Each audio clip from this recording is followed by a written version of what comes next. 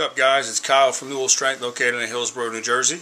Been getting a lot of emails about the patellar tendon rupture. Seems to be a lot of guys from the UK. I'm not really sure what's going on with that.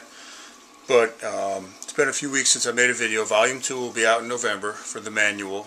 We've had over, I think, 100 copies sold of Volume 1, so that's been able to help a lot of people. As you can see here, this is knee number 2. We're almost 10 months out with this one. Knee number 1, you can see they healed a little differently. We're almost out 2.5 years or so on that one. But one of the concepts that the guys have a lot of questions on, and I try to explain in different ways, is you can push it as hard as you want, but when a tendon snaps, it's like cutting wires in your computer. Okay, and you're trying to mend them together and hope that the wires kind of reconnect. Now, if you had an avulsion fracture, which means the tendon came off the bone, that's a little different because the tendon's still intact. Okay, you're still going to have issues, but it's not the same as when you snap a tendon in half. And you have to remember that ligaments are for stabilization. Tendons are for force production, force transfer. So they're two different animals, right?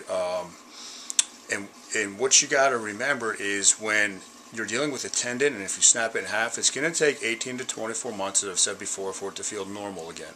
What I mean by that is you're going to feel like you have some pop, some push off. It's never going to be exactly the same as it was before, okay? But until those wires kind of mend, and the software, so to speak, and the electrical inside of you, the electrical wiring mends, your power production is not going to be the same, okay? And I don't care who you are, it's going to take that long, 18 to 24 months. And I've been very open with it in the manual and other things, and even using anabolics, testosterone, or something called EQ, which is superior for tendon strengthening.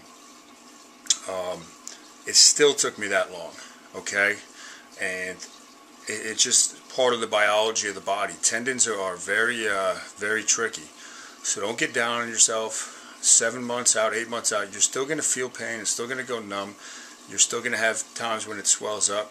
All normal. This is one of the worst injuries you could have, okay, is a patellar tendon rupture. So just remember, 18 to 24 months, you have to wait till the wiring kind of reconnects. That's why you might not ever be as explosive as you once were, all right? And it's going to feel different when you're trying to push off and you're trying to jump or you're trying to squat heavy. So what I suggest is deadlift heavy as hell. That's what I've been doing, all right? Get the back of your leg strong as you can. Control what you can control.